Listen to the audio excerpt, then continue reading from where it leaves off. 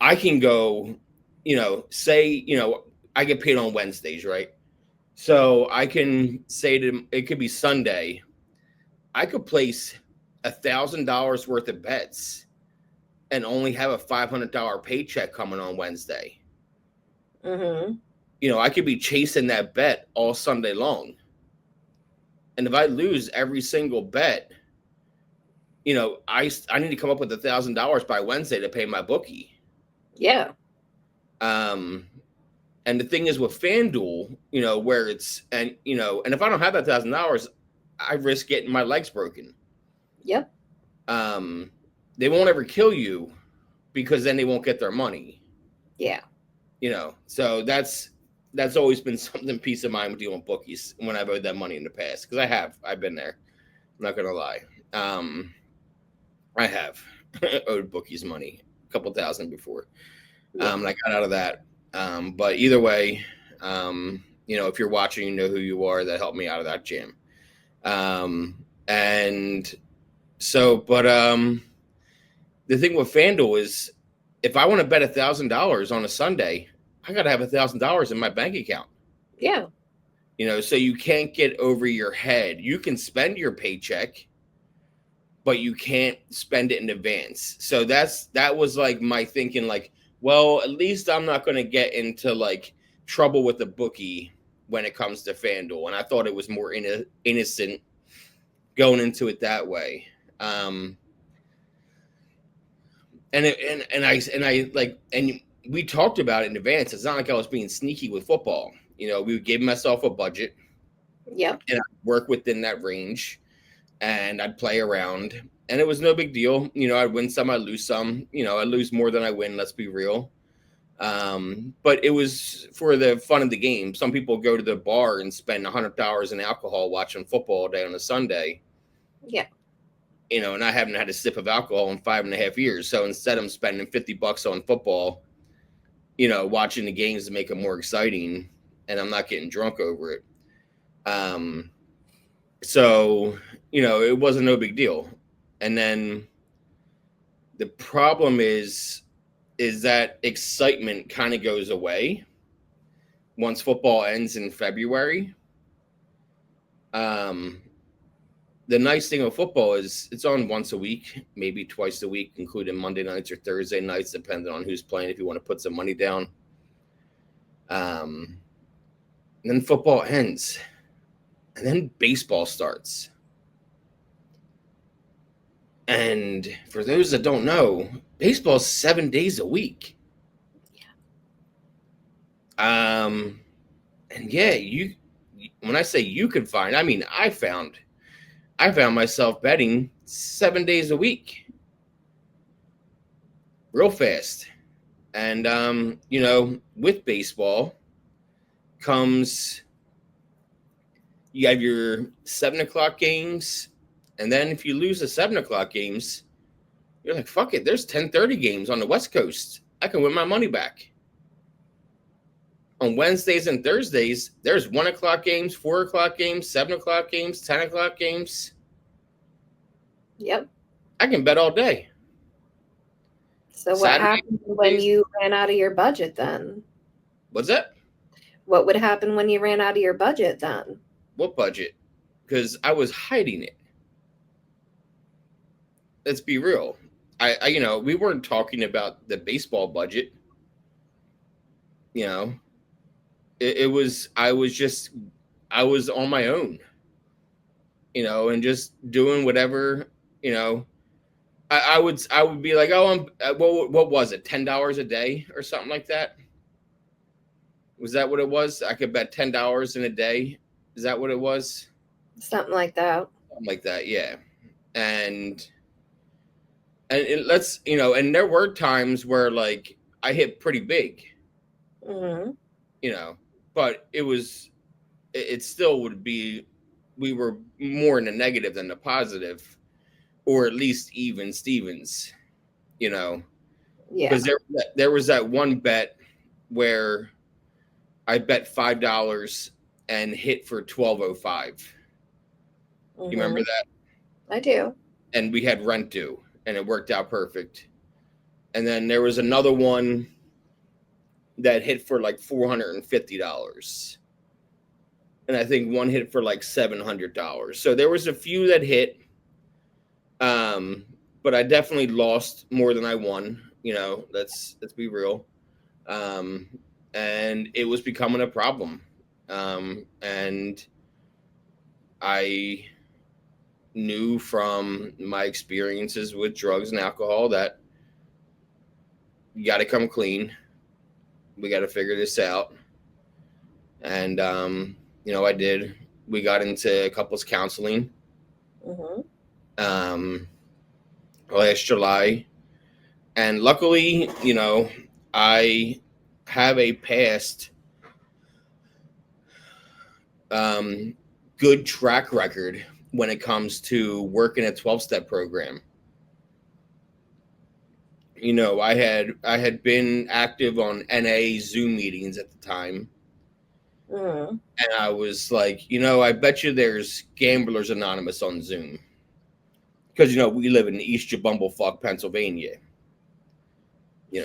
There's not even NA where we live, let alone GA, Yeah. So I found some Zoom meetings. There's a lot of Zoom meetings for GA for those struggling with gambling. There's a lot of Zoom meetings with GA. And do you know where I go for Zoom for Gamblers Anonymous or my meetings? Because like for those who don't know, with Zoom, your meetings are based out of somewhere. There's your home group. Like, for example, my 12 o'clock home group in Narcotics Anonymous is based out of Providence, Rhode Island. It's called NA in the Day. And it's at noon, Monday through Friday on Zoom. If you want to pass the information, just message me and I'll give you that because it's an awesome meeting. So it's based out of Providence, Rhode Island. And so do you know where I go for my Gamblers Anonymous? You go to Las Vegas. I go to Las Vegas. Do you know why?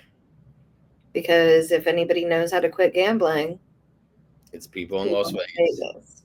Yep. And it works. That shit works. I do that every Saturday at noon and every Sunday at 11 a.m. Both meetings are based out of Vegas. Have met some really cool people. People that, I consider my predecessors that, we talk every week. And I encourage sharing as much as possible. One of my rules in recovery was, and for gamblers, so for people that don't know, if you're a single person and you get into AA or NA and you get a sponsor, any sponsor worth of salt is going to say no relationships for the first year. Concentrate on your recovery. Don't get into a relationship, because your judgment can get clouded because your priorities can shift. And it's a great rule of thumb. So I get into recovery for gambling, and I'm in a relationship already, so I'm not gonna just dump you, get a divorce so I can concentrate on my GA that I go to twice a week. And so I figured, and I talked to, this guy, John. I'm not giving away any anonymity by saying John, no one's going to know who John is by saying that. Talked to John, and we went back and forth, and finally I came up with, how about I don't watch sports for as long as, like, until I can get myself, because I feel like if I was going to be watching sports, I could be like, oh, I just lost out on money. Son of a bitch. Like, I could have won money today. I would have bet on that guy to hit a home run. Damn it. And then found myself, romanticizing the bet. My exception was if any of my teams made it to a championship. Yeah. And I'm from Philly, so I don't have to worry about that often. And, the spoiler alert, October 2024, the Philadelphia Phillies did not make the World Series. So I didn't watch baseball, which was really weird for me for the rest of 2024. And baseball, people don't like watching baseball. I love watching baseball. You do. Um, it's my favorite sport to watch. Most people, it's their least favorite sport to watch. It's just something since I was a little kid, before I can remember, I've been obsessed with baseball. So I stopped watching baseball, and it worked out. I never missed meetings. I shared in every meeting. I talked to others, made friends. I want to say I've probably missed 5 to 10 meetings in the last year altogether between the 2 a week that I do, and 2 of them I was in the psych ward for. Yep. And we'll get to that. We're coming up on that. We'll get to that story in a minute. So, with gambling, we'll just fast forward through the psych ward real fast just to kind of wrap up the gambling for now. The first time I watched sports again was the first week of February of 2025 when the Eagles made the Super Bowl. Yep. And that was my rule. My team made to the championship. And it was my first Super Bowl I didn't put money down on for as long as I can remember. And not at any single point did I say, because you watched 80% of the game with me, it was a blowout, luckily, and we have to worry about it post game. But not at any point did I say to you or myself, "Oh, I would have won fucking money on that." Nope. There was no regrets whatsoever. And then baseball started, and I gave it some time. I've probably watched 4 games this year, including the home run derby. We're halfway through the season. I probably watched 4 games. When the Phillies are on national TV, on Apple TV, I watch them. Yeah. I'm a big Edmonton Oilers fan, for those who don't know. I'm a diehard Flyers fan, but I'm a big Edmonton Oilers fan. They made the Stanley Cup, and that was in June, and I watched those games. I bet on hockey here and there, but I never felt triggered whatsoever. I was enjoying watching my team play, and getting excited about watching my team play. So again, I didn't feel triggered at all because I was just watching for the love of the game and not for the money I could potentially win or lose. Yeah, and that makes a difference. No, huge difference. And we're recording July 19th, and it's 53 weeks, without a bet.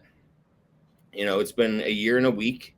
Last Saturday, I was in GA celebrating a year without betting. And, they had me share first, which I usually kick it off anyway, but they had me share first. And a lot of people, like my predecessors that have time in the program, like John and his wife and a lot of others that I don't need to name, they all, spent time, giving me my flowers. And, they remembered when I first came in, and it felt really good that I was part of something, that was part of the group. I did not do my Sunday one last Sunday. I didn't celebrate a year there last Sunday yet. Maybe I'll do it tomorrow.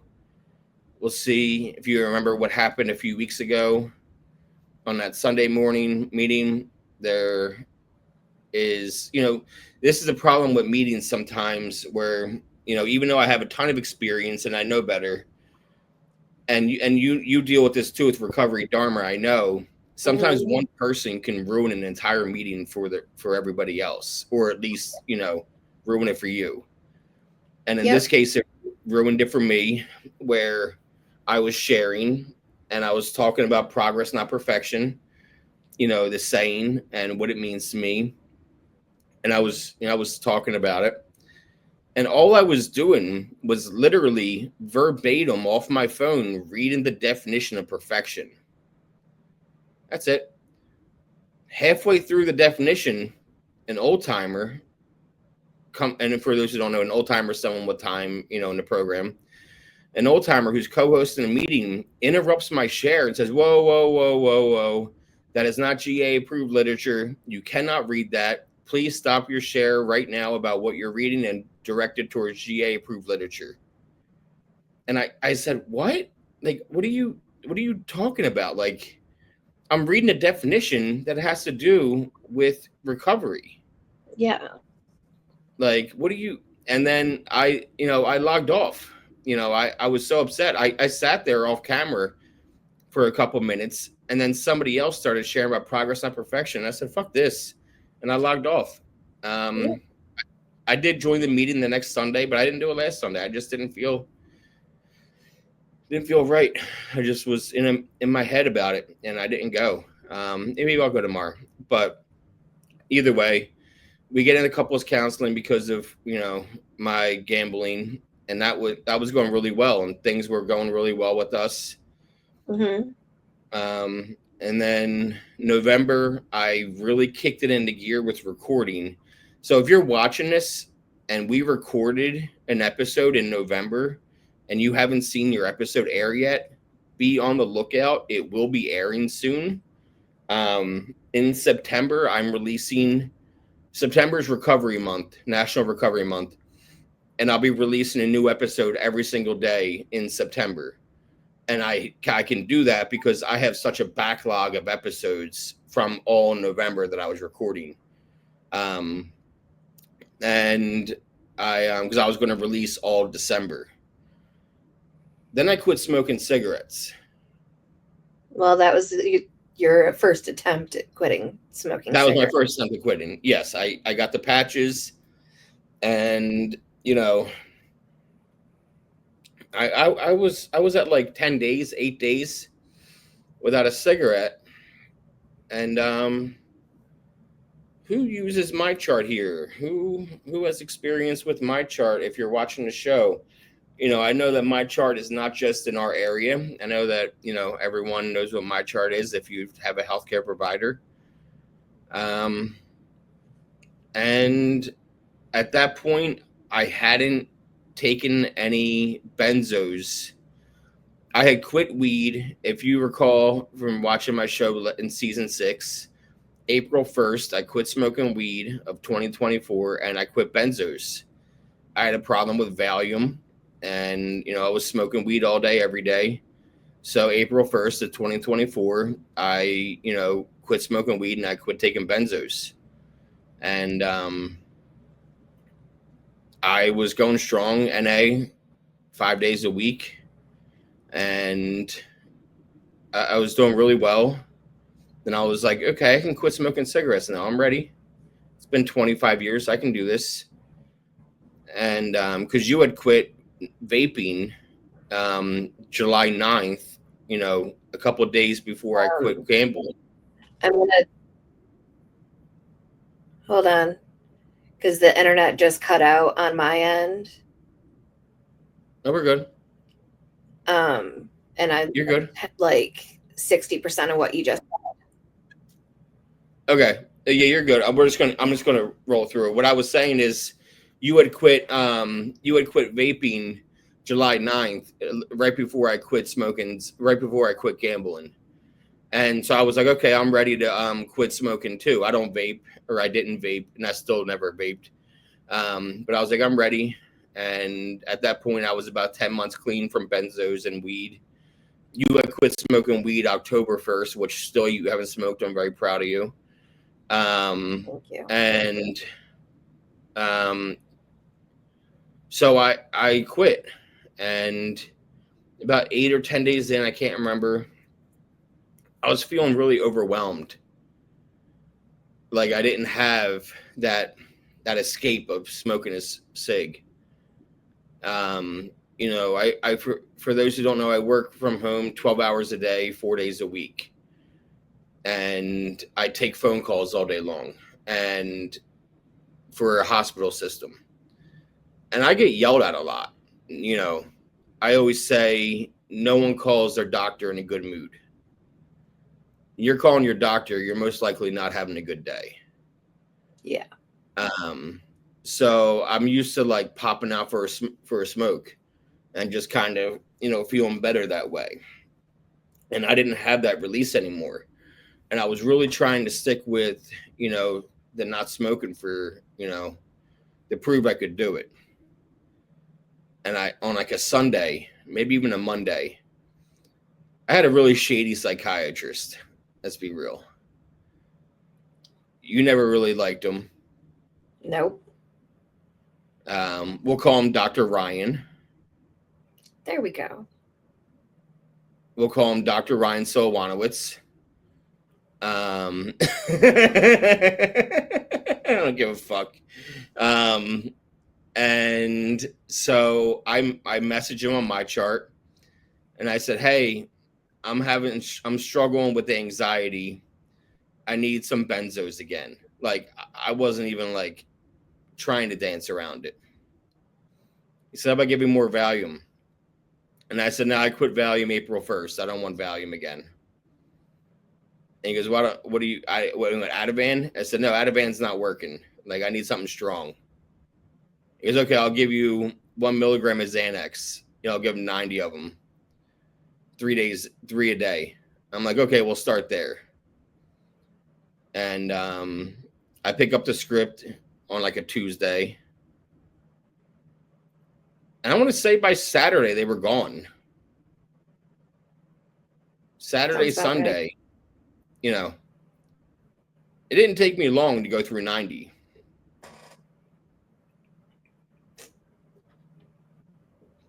And you knew something was up. Right? Yeah, I was calling you out on your bullshit. But like an addict. That Saturday, you were almost in tears, and then you would sleep a little bit, and then you'd be back in tears, and then you'd sleep a little bit because you were begging me for a cigarette to just let you go and get cigarettes. And the look in your eye, the way you were talking, the way you were falling asleep, I knew. Yeah. And then I went out and got cigarettes. Yep. Started smoking again. And messaged the doctor and said, "Hey, man, that script's gone. That wasn't strong enough. I need something stronger. I need more." And all of this was under your nose. Yep. Like I wasn't sharing any of this. Nope. Yeah. And I kept asking too. I was accusing you of overusing your gabapentin. I was accusing you of getting into my Ativan. My sleep meds. Your sleep meds. My Zyprexa, yeah. Which fuck Zyprexa, by the way. Anyone on Zyprexa caused me to gain 100 pounds in a year and a half. Fuck Zyprexa. I quit that shit too. I haven't taken sleep meds since December. Well, I took a sleep meds once or twice. I forget the brand, but it didn't really work out for me, so I stopped taking them. What was it again that I tried? Lunesta? Lunesta, yes. And that didn't work. So I haven't taken sleep meds in 7 months, except for that twice. I think the first time it worked too well, and then the second time it didn't work at all. So yeah. I haven't even attempted since. But anyway, you were saying you needed more, something stronger. Yeah. And he said, "Okay, I'll give you, 2 milligrams the highest." For those who have experience with Xanax, know that 2 milligrams means the bars. It is the strongest that Xanax comes in. You don't snort Xanax. There's no point. If you're on here and you're an addict and you're snorting Xanax, you're actually wasting Xanax. I'm going to be real. you're wasting dust and you're hurting your nose and potentially going to cause a deviated septum for no reason. So don't snort Xanax. Use responsibly. So harm reduction. Okay, that's harm reduction. Don't hurt your nose for no reason. Anyway, anywho, Doc says, you got it. Sends me a script in 90. Like, it was way too easy to be like, I didn't even see him. No, but he was always like that with you. You could ask for something and there was very little pushback. There were never flags raised in his radar because I swear Dr. Ryan was high on his own supply. Anytime I ever heard that doctor's voice, he sounded like he was on Xanax. And he knew my history. Yes. He knew knew that I would take him value because I was abusing it. Yeah. I don't blame him. You know, I asked for it. You know, he played a part in it. You know, he was what's the word for somebody who supports an addict? Enabling. Yes, he was my enabler. And the problem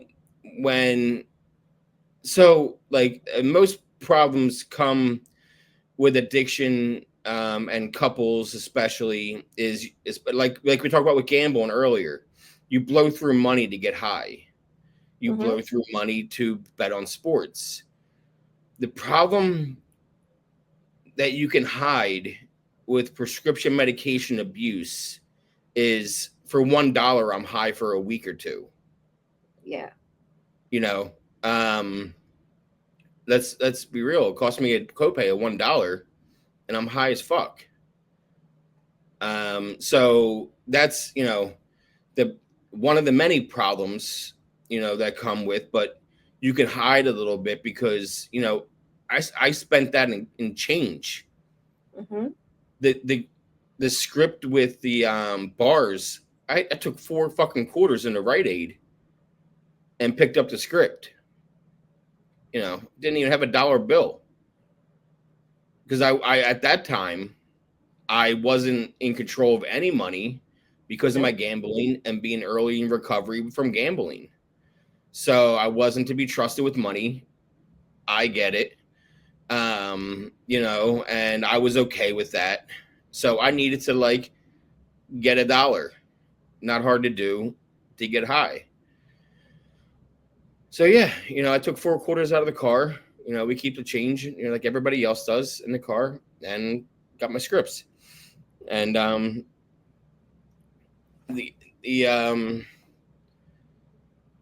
I was taking them, you know, Saturday, Sunday, you know, Monday, and I would take, you know, I need a cigarette, go into my little stash, pop a Xanax, go back into work,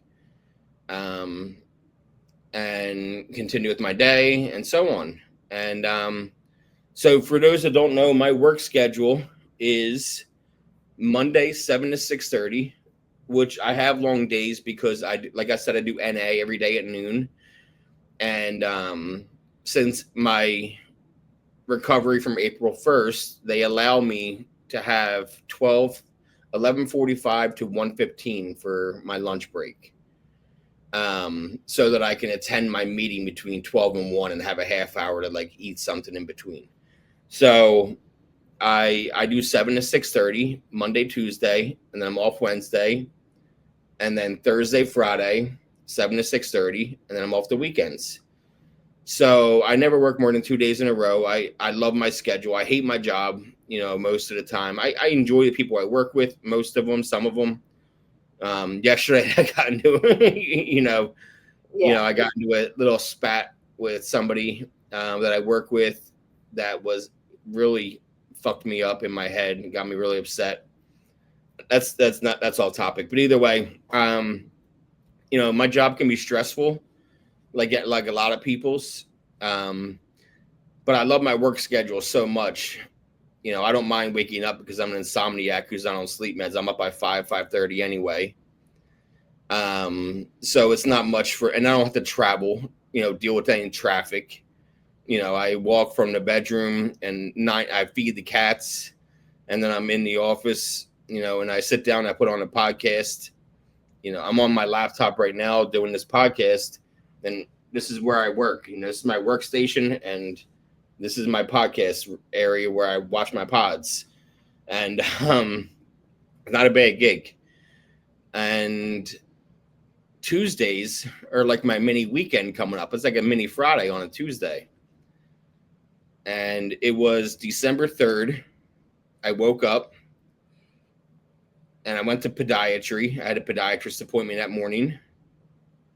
And I know that just because of my medical history. I don't remember a lot of this.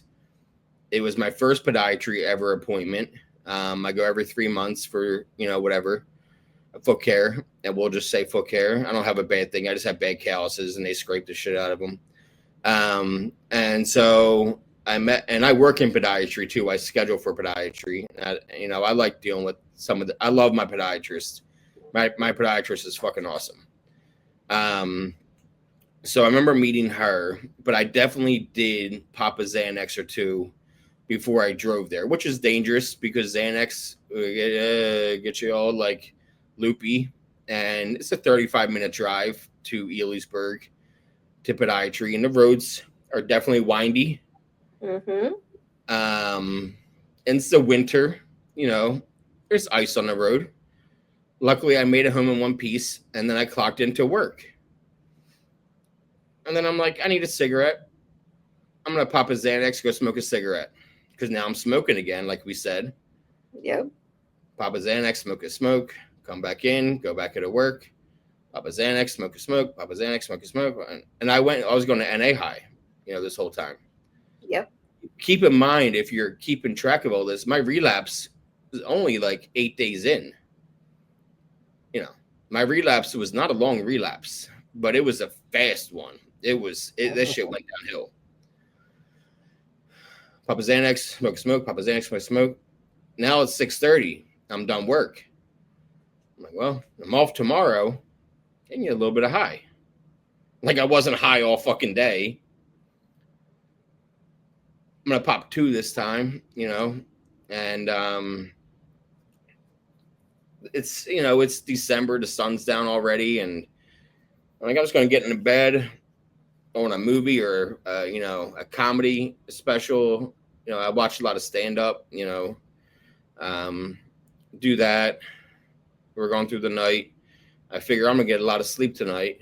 You pass out, usually you pass out between, especially during the school year when Dominic has to get off for school, you're asleep by 11 at the latest. And for some reason, the Xanax wasn't knocking me out that night. And like every hour or two, I'm like, I'll go pop another 1 or 2. I'll go pop another 1 or 2. I'll go pop another 1 or 2 or 3. I'll go pop 3 or something. And this was all night. Yep. And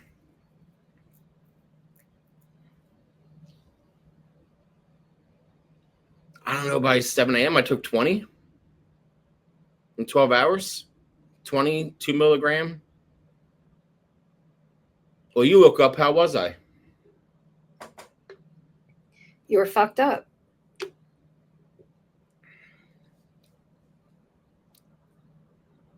You couldn't hold a conversation. You could barely sit up on your own.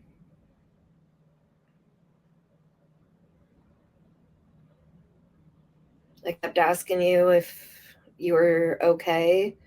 You were talking some nonsense. If you did talk, if I could understand you, what you were saying made no sense. You couldn't stand up. So I called your doctor.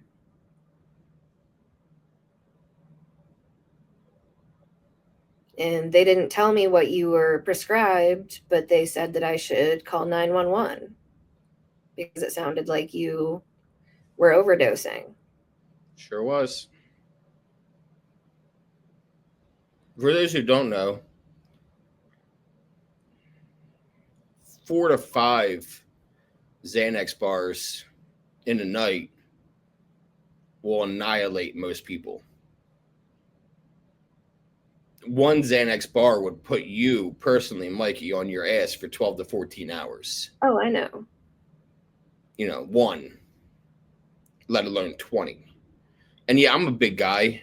Let's be real. I am not, 100 pounds. I'm not 200 pounds. I'm not 300 pounds. Let's be real. It's a shame to say it, but it's the truth. I'm upwards of over 3. And yeah, that fucked me up. And I was overdosing. He called 911. And I went to the hospital. You didn't just go to the hospital. You wanted to keep me from going to the hospital. Yes. You told me to stay home. You even went down there to meet the ambulance. I don't know how you rallied, but you got up on your feet and you went down the stairs. It wasn't sitting right with me, so I took my chair and I went down, and you were talking a little bit, but you were in and out in the ambulance, and they told me that you were high just by looking at your pupils. I said, I know. These are the meds that he's on. And I gave them your entire med list. And they're like, none of that should be doing this. This is a benzo. So I was like, oh, just as I suspected. So they left. I went back up to the apartment, used the bathroom, did what I needed to do. And then I went to the hospital. You were still really not with it when they brought me back to the room. I tried talking to you. I held your hand. It wasn't registering with you at all that I was there. A nurse came in twice, and on the second time that she came in, she was asking you what you took. And that's when I got confirmation that you were on Xanax, because you told the nurse that you were on Xanax.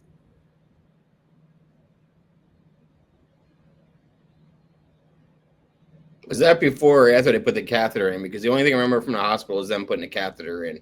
Unfortunately, I wish I didn't remember that. But that's the only. Was before. That was before. That was before, and I was in the room for that. I remember that. Wish I didn't, but I do. I'm sorry. I've said it. We've talked about it a lot. Made my amends a lot. But talking about now, I just want to apologize again for what I put you through that day. That was Wednesday, December 4th. Pretty good at dates, if you don't know that. Not you, but the audience. I'm good at dates. It was Wednesday, December 4th. And I came home and I tried taking more. Yeah. But I think I told you, right, where the script was hidden. And you had dumped them. Yep. And we got into a fight about it. Yeah, we did. And I had nowhere to go. I had either here or the hospital. Yep. I could either, leave here, never see you again, or go to the hospital and get clean again. Those are my two choices. And I slept on it. I needed to sleep on it because I was so out of my mind, high, because, when you take that many Xanax, you're not going to be magically cured and not high. I needed to clear my head, and luckily for me, you gave me that time to let my mind clear up. Because when I woke up the next morning, I said to you, like, you remember what I said the next morning? Because I do. There was a lot of things that I don't remember your words. I'm ready to go to the hospital. You know, that was like 10 o'clock. I'd called out of work because I was off that Wednesday. All this shit was going down. Like I said, I'm off work on Wednesdays. So I called out of work. I might have even clocked in for a little bit, actually. I think I did. I think I clocked into work for like an hour or two. And then I was like, hey, I need to go to the hospital for a while. You know, and my manager, luckily, and that's the other thing. I love my manager. You know, I won't say the names, but I love my manager. She's always been very accommodating in my recovery. I've always been very open with her, and she's always been very accommodating. She got me set up with FMLA right away so that I wouldn't get docked for missing work while I was in the hospital. You know, 2 years ago when my dad got sick, he was sick 3 years ago, but when he got really sick, you know, 2 years ago, I had taken, and I couldn't sleep, and I took off April and May, the entire months on FMLA with short-term disability. And then, you know, I took off all of June because he passed on June 12th. And I took off 3 months of work, and my manager welcomed me back with open arms. You know, and unfortunately, that's when I relapsed on Ativan because I was so distraught from work and my dad. And, you know, either way, I've talked about that in season 6 and season 5. Either way, on the right track. I had to go to the hospital to get on Barbitrol so that I could effectively come off the Xanax because, you know, if you're unaware, there are 2 substances, and that if you stop taking, what's the word? Cold turkey. If you cold turkey quit, you could die. And it's Xanax. And what's the most common thing, Mykee, that people love to do that if you stop on a dime, you could die? Alcohol. And yet that's completely legal. Advertised everywhere. Yeah. Either way, it's not about alcohol today because both of us haven't had a sip in 5.5 years. You know, cheers to that. February 29, 2020 was the last time Mykee and I, well, no, February 28, 2020 is the last time we had a drink. We've been sober since February 29, 2020. Talked about that since season 1. That was way before season 1. Anyway, so I went to the hospital, and the only way to get seen right away when you go to the hospital for something like that is by saying it was a suicide attempt. Problem with that, there's number one, because this was, you know, when I quit opiates in 2018, I went to rehab, and I had an amazing experience in rehab in Los Angeles, and encourage that for people. And but this time, I was in the hospital getting off the Xanax. I watched a lot of Christmas movies because it was December 5th. It was a Thursday. And all I could do was lay in that hospital bed and watch TV. But I couldn't smoke cigarettes, which sucked. They had me on a patch the entire three days I was there. Felt like forever, but I was there 3 days. Felt like a million years. Left you alone, unfortunately, to get ready for Christmas by yourself. Luckily, you had Kelsey, who is our in-home caregiver, and let's be real, our best friend. Yeah.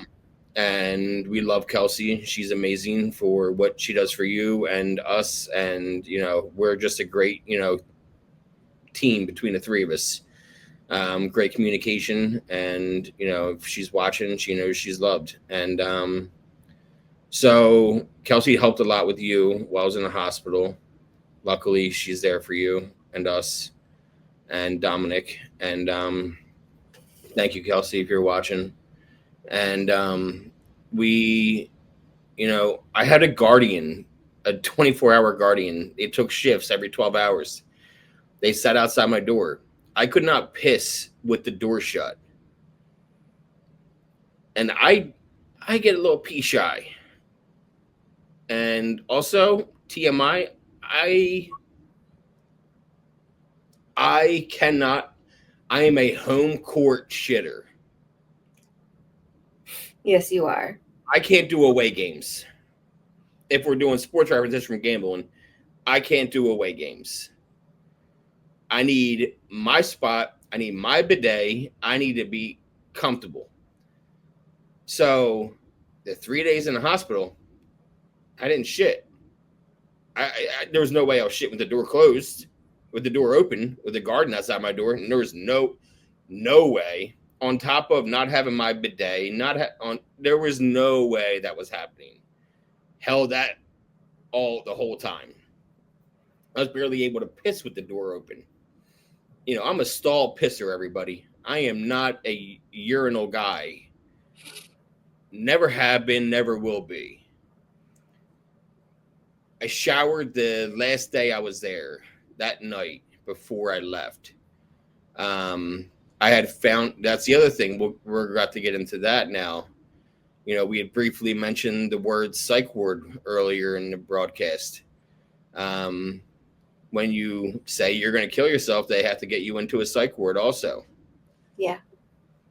They got me into one down in Philadelphia. We're in Bloomsburg, about 2.5 hours away. And they take you there in a constable fucking car. We'll get into that in a second. It's a Saturday night, and I've done a rehab and never a psych ward. It was like 10 o'clock at night, I'd found out. And Kelsey lives right next to the hospital, literally right there, and her husband brought her to the apartment, which isn't far. It's 7 minutes away. She helped you pack me a bag of clothes, and she was pissed at me with good reason too. She would not even bring my bag up to my room. She left it at the nurse's station. That's how I knew she was very pissed, which good reason. We made amends since then, luckily too. We fight. No, we don't fight. We don't need to get siblings. Yes, we we have a lot of fun. Now we're on really good terms, and I'm really grateful for that. Come along, and so, but anyway,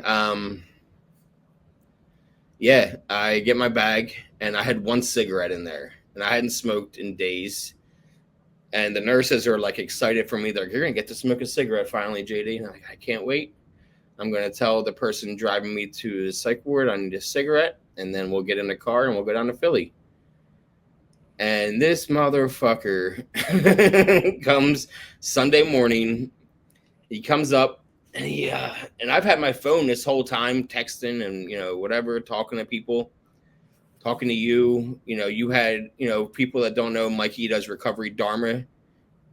You've done a couple episodes about Recovery Dharma. We've had your mentee on my show about Recovery Dharma, and I'm sure we're gonna have more of your Recovery Dharma folks on my show now that I'm back, and they express interest in it, which I'm excited for.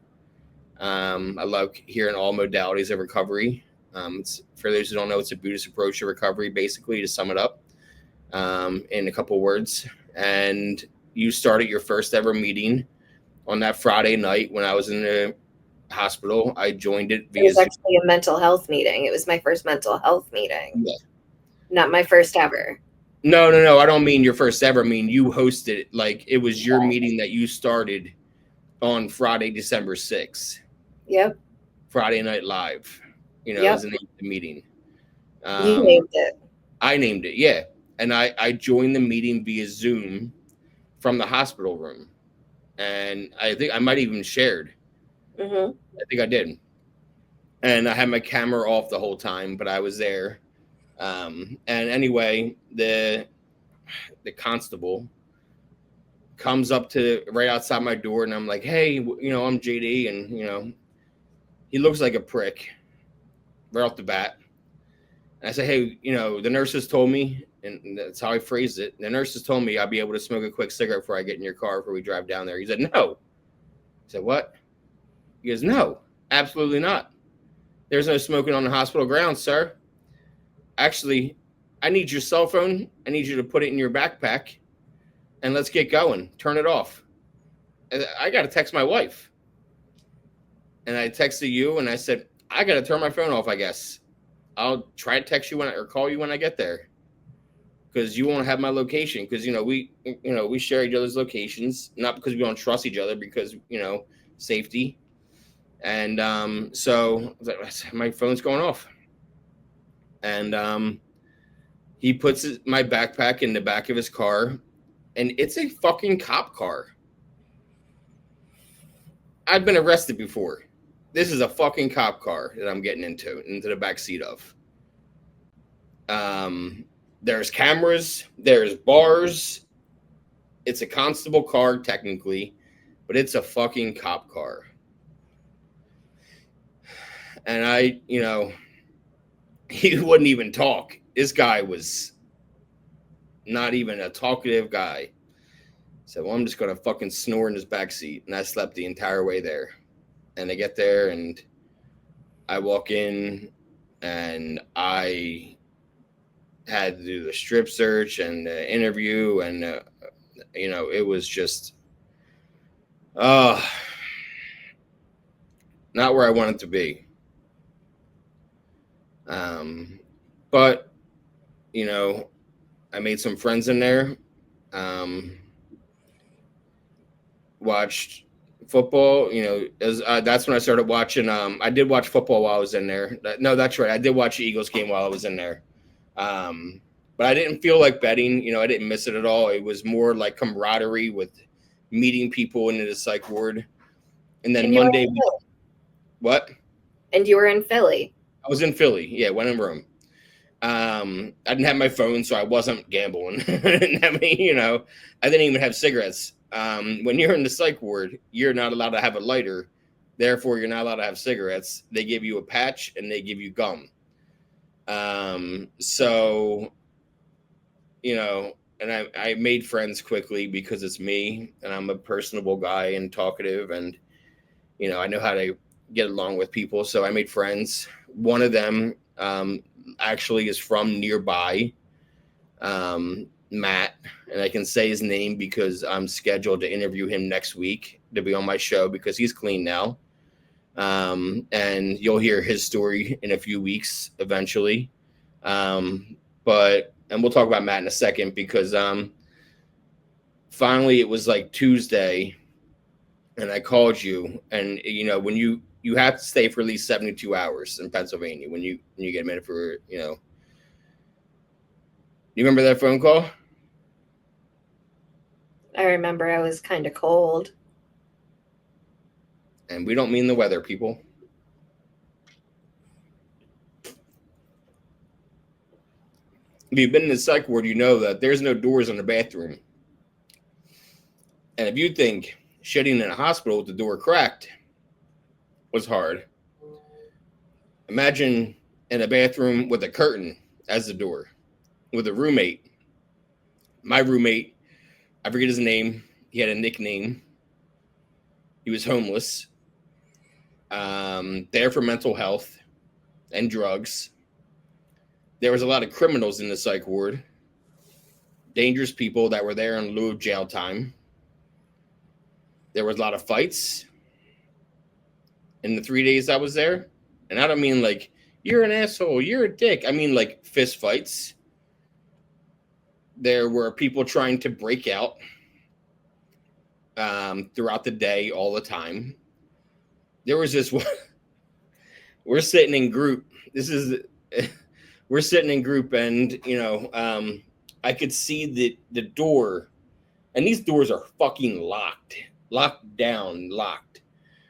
And this girl, she's a big gal, and she was having trouble because she was supposed to be discharged. She had been there over a month. Yeah. And, you know, she might have been 20 years old, 21 years old. Forget her name. I forget all their names except Matt. And it's because I've stayed good friends with him since then. But she was not ready to leave. She did not feel safe at home. She did not want to leave. So when you don't want to leave the psych ward, you got to prove you need to be in the psych ward. So she doesn't come to group that day. And it's a long fucking hallway that she goes running, barreling down. And she puts her shoulder down, and we see her running past. There's all windows in the room where we're doing the group therapy in. Because there's group therapy like 3 times a day when you're in a psych ward during the week. Art classes and shit like that, and different things, and mental health and all that. And she comes barreling down, like screaming, like a kamikaze, like yelling as she's barreling down the hallway. And it was the biggest thump, sound. And she went flying back when she hit that door.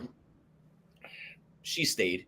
She did not get discharged. Her plan worked.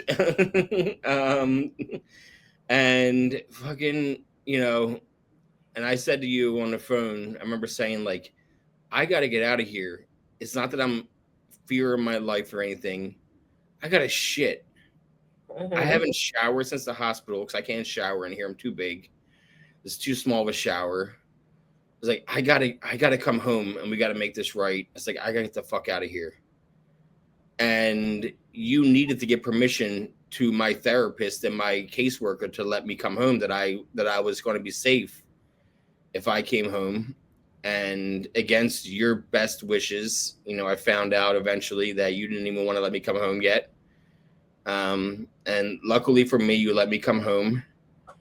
And 72 hours later, from the start, that Sunday when I got there, that Wednesday morning, they let me go.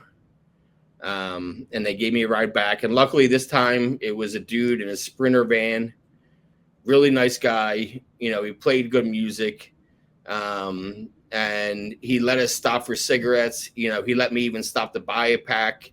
He let me have a cigarette out front of the fucking psych ward. He let me smoke out there before I got into the van. Really nice guy. And my buddy Matt that I met, who happens to live 10, 15 minutes from here, he got released the same time. And, he had been there a week. And we took the ride together. And he got dropped off, and then I got dropped off. It was a really rainy day. It was a Wednesday. It was the 12th. It was the day before your birthday. No. It was the 11th. Because your birthday is the 12th. And so I get home. I smoke a cigarette. I come inside, and it's like 1 o'clock. We have therapy every other Wednesday at 2. Couples therapy. Then I do individual therapy every other Wednesday at 2. And you're like, we have therapy in an hour. We hugged. We did hug. And, you're like, you have therapy in an hour. I was like, all right, I'm going to try to go to the bathroom finally and get a shower. I don't know if you know this, if you've ever gone 6-7 days without shitting, you would think you'd be coming, you have no problem. Problem is, it's like, hey, we're already up here, man. We're not coming out. So that doesn't work out for me. No. And I got a shower, did my laundry, and we did therapy. And therapy went about as good as you can expect. It was a 2-on-1 session of how I fucked up and why I fucked up and what I need to do moving forward. If you're watching this and you're wondering why it didn't come out, it's because we had decided I needed to take a hiatus to concentrate on my recovery again. Yep.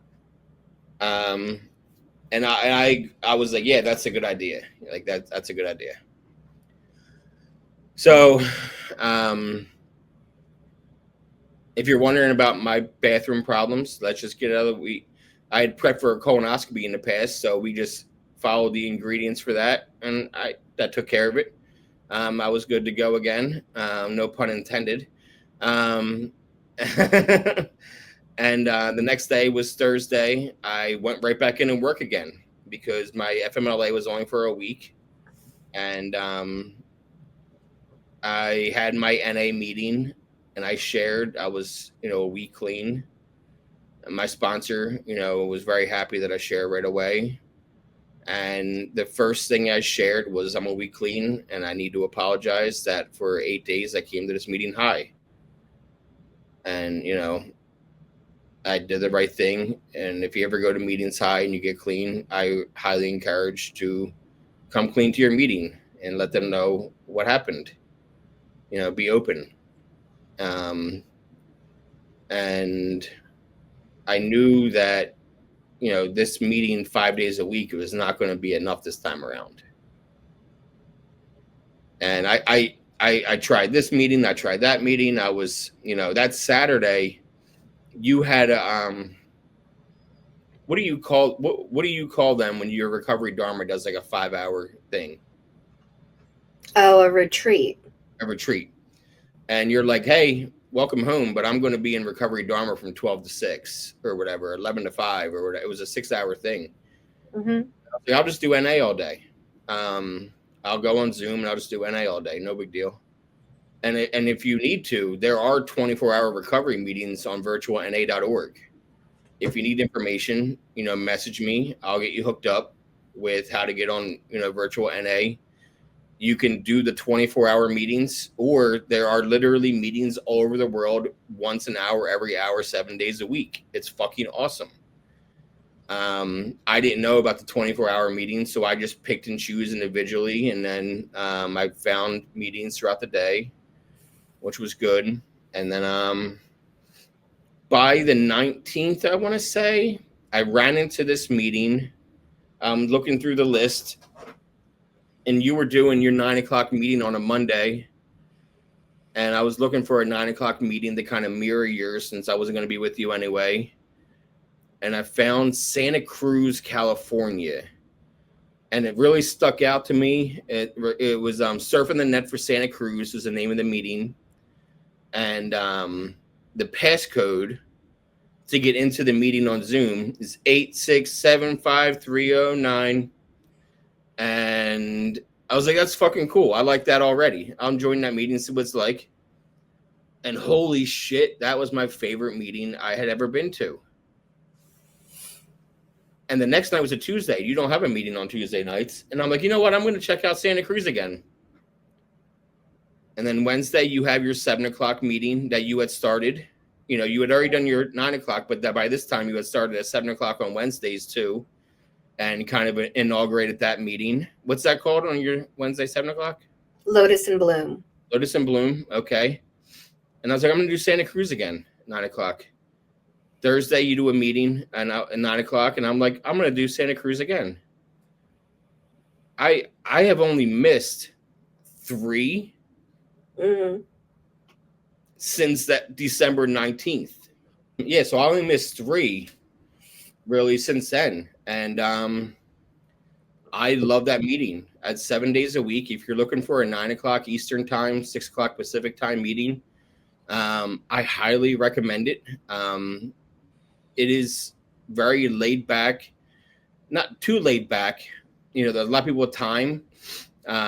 Every night's a different format, so it's not the same thing every day. I still do my 12 o'clock meeting. I kind of pump the brakes on it a little bit. I do it Monday, Wednesday, and Friday now, just because it is what it is, and because my 7 o'clock meeting, we'll get to this now. I started joining the business meetings, the once a month business meetings, and another thing I highly recommend is become of service. Try to find ways to be active in your recovery. I can never be active in my noon meeting because it's during work. So I don't have enough time to be a host or anything like that. I run the clock sometimes during my noon meeting for people I cover, but that's not really, a serviceable thing during that meeting. And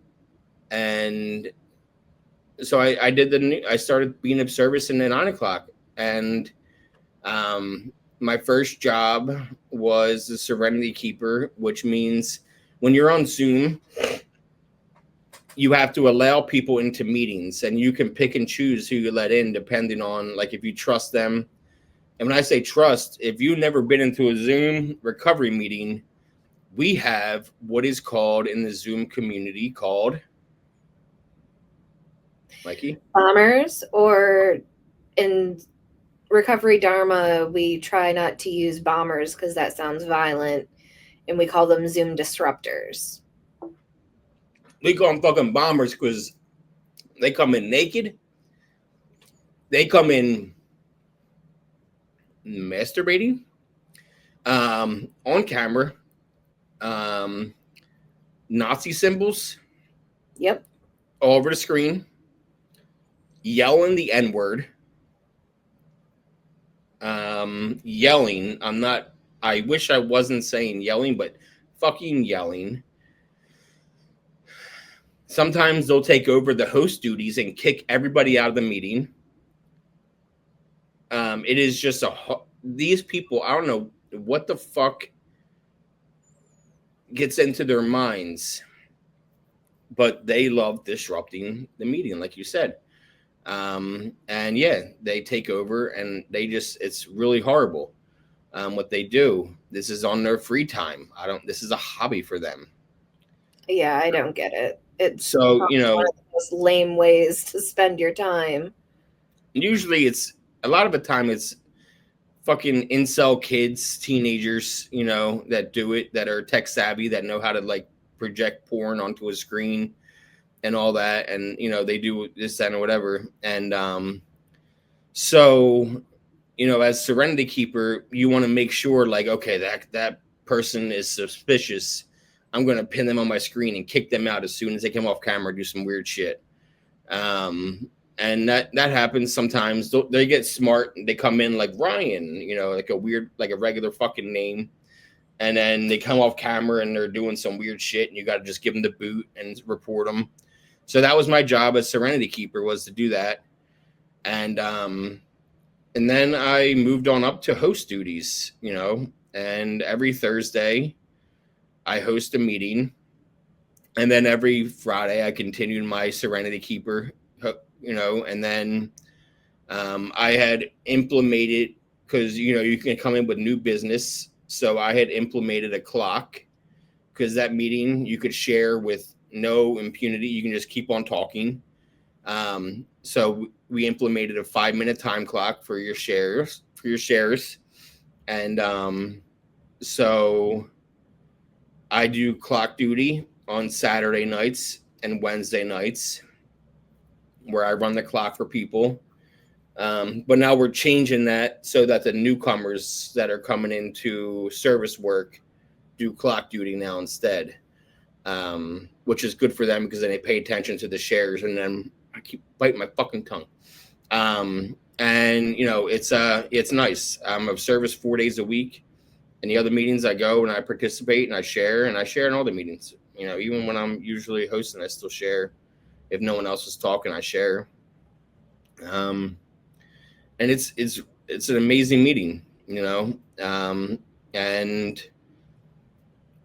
I have gotten trust back with you.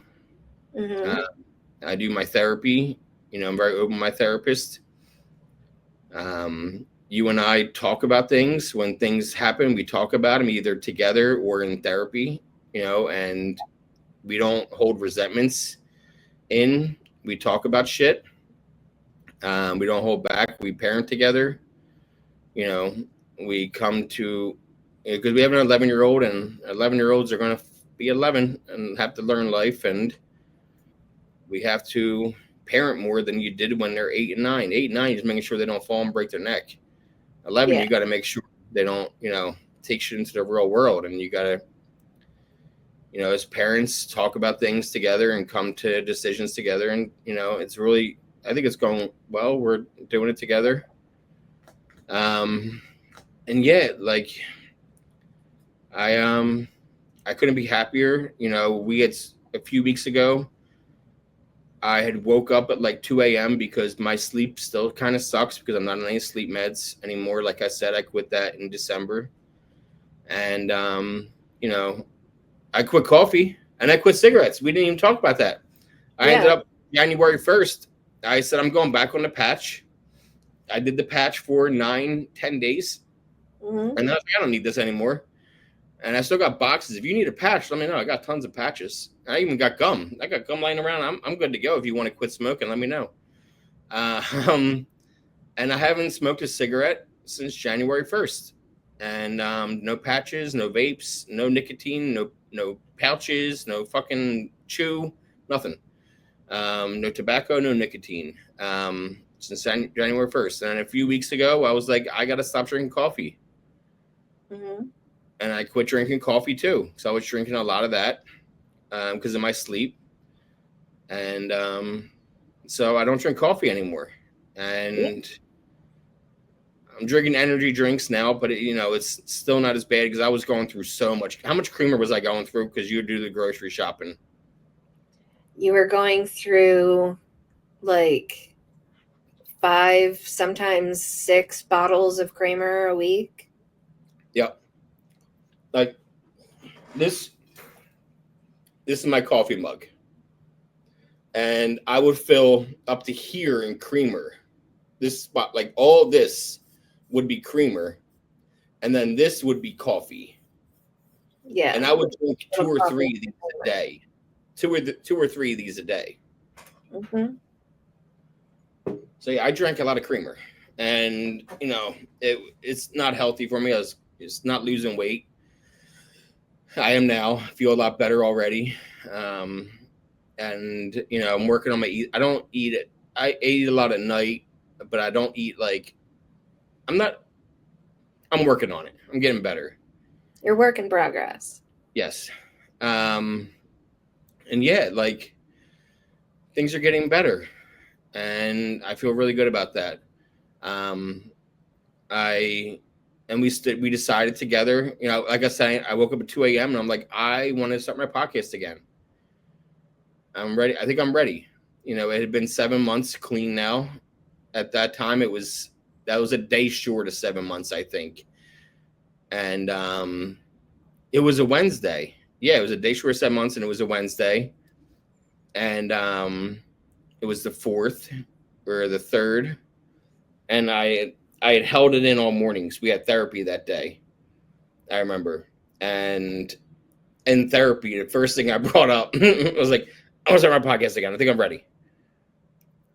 And what did you say? Do you remember? I said that I still wanted to interview you about your relapse and that you need to rewatch some of what you had recorded because some of it you were high. Yeah, I still gotta do that before I release them. Yeah. Because I know when I went through your messages when you were in the ER, you had been messaging some people and not making sense to set up interviews. Fucking Xanax. Read the words. But yeah, December 5th is my clean date. I take it very serious. We'll surmise here. We're at the end. I got GA in a couple minutes and you're going to Pride Fest. And it's I'm really happy to be back. Feels really good doing this just to talk about it. I talk all the time in NA and GA and with you and with Kelsey, and because Kelsey's in recovery too. And, I'm very open about my recovery. But now I get to be more open again and in a different kind of way. Yeah. I love podcasts. Like I said earlier, I watch podcasts all day long while I work. Majority of them are comedy podcasts. Some are more serious, like Armchair Expert, but even he's funny. But still, I love putting out this kind of content. You can support the show if you want. I do accept Venmo and Cash App. I don't promote that. I don't do ads for that. These are ad-free shows. If you want to support the show, just message me on how you can do that, because I do pay money weekly to run this platform. And I run it with no ads, because advertisers, I had them early on. Advertisers don't like the content I put out because I don't edit people's stories, and some of these stories are dark, and I'm not going to edit your story. It's your story, not mine. And that's not, I'm not here to make money. I'm here to help people give a safe space to tell their story. And I'd rather do that than make money off this. So, if you want to donate to the cause, feel free. If not, I just love people watching and enjoying the show and getting something out of it and learning, and meeting new people and hearing their experiences, and just putting out people's stories out there to help them, tell their story. And I love doing that shit. What do you think about my podcast? What is your opinion? I enjoy watching it. I just can't watch too much of it because it's like triggering. Yeah. Yeah, trigger warning. My entire show is a trigger warning. And I have the unlicensed therapist. That show is a giant trigger warning. That show is even more of a trigger warning than this show. That show is straight up, here's trauma. I'm going to trauma dump. And then how I live with the trauma today. Some intense fucking stories that come out on Mondays on the unlicensed therapist. And we have MJ's Progress Not Perfection every Wednesday. Yep. And if you want to be a guest, reach out. If you're struggling and you don't know how to get clean, or, you have trauma and you don't know how to talk about it, reach out. I will help you with that too. And yeah, thank you everybody that supports the show by watching it, by spreading the word, financially, whatever the fuck you want to do. I don't care. Just watch the show, get something out of it, learn. We're all here to put our stories out there. And you have anything else you want to add before I end it? Just that I'm proud of you. Thank you. I love you. I love you.